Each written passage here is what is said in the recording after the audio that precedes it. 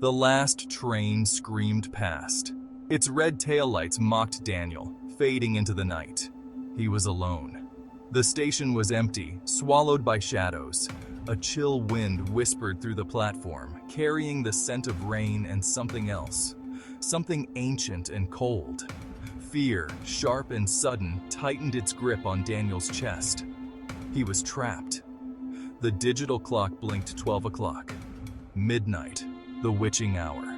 Daniel pulled his jacket tighter. He needed to get home. He cursed himself for staying late at work.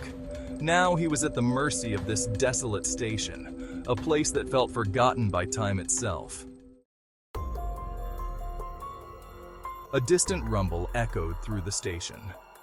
Impossible. The last train had already left. Daniel turned, his heart pounding. A train emerged from the darkness, its headlight a single malevolent eye. It moved slowly, silently, as if gliding on air. The train stopped in front of him. The doors hissed open, revealing an empty platform. An unsettling warmth emanated from within, tinged with the scent of damp earth and decay. Daniel hesitated, fear battling with logic. He had to get out of this place. This train, however unsettling, was his only option. Daniel stepped inside. The train was ancient, lit by flickering gas lamps that cast long, dancing shadows. The air was heavy, thick with the silence of the grave. He was the only passenger, or so he thought. At the far end of the carriage, a figure sat with its back to him. It was unnaturally still. Daniel walked towards it, his footsteps echoing in the silence. As he got closer, he noticed more figures, each sitting alone, shrouded in shadows. They were all eerily still, their faces obscured by darkness. Faces from the past. Daniel stopped before the first figure. "Excuse me," he whispered, his voice trembling.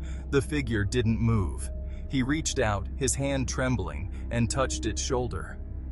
The figure slowly turned, its face illuminated by a flickering lamp.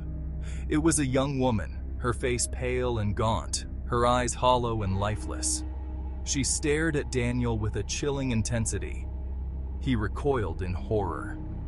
Each figure he passed was a ghastly reflection of a bygone era, their clothes, their faces frozen in time.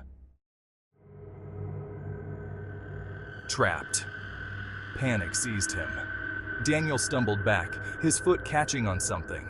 He fell, the impact knocking the breath from his lungs. As he lay there, gasping for air, he saw them. The other passengers were watching him, their heads turning in unison, their eyes burning with a cold, predatory hunger. He scrambled to his feet and ran, his blood turning to ice. The figures didn't move, but their eyes followed him, their gazes like icy fingers crawling up his spine. He had to get off this train. He had to escape. No escape. Daniel raced through the carriages, each one identical to the last, each one filled with the same silent, watchful figures. The train seemed to stretch on forever, a labyrinth of polished wood and flickering gaslight. He slammed against the doors at the end of the carriage. Locked. He hammered against them, his fists pounding against the cold metal. Desperation clawed at his throat, choking him. He slid down against the door, his chest heaving. He was trapped. This train, this nightmare, was his prison now. Doomed to ride. He woke with a gasp, his heart pounding against his ribs. The train was gone. He was lying on the platform, the cold morning air biting at his skin. Had it all been a dream? A horrifying, vivid nightmare? He slowly got to his feet, relief washing over him in waves. Then he saw it. Scrawled on the platform, etched into the concrete, was a single word: forever. The ground beneath him began to tremble. He looked up. The train was back. Inintinsoa.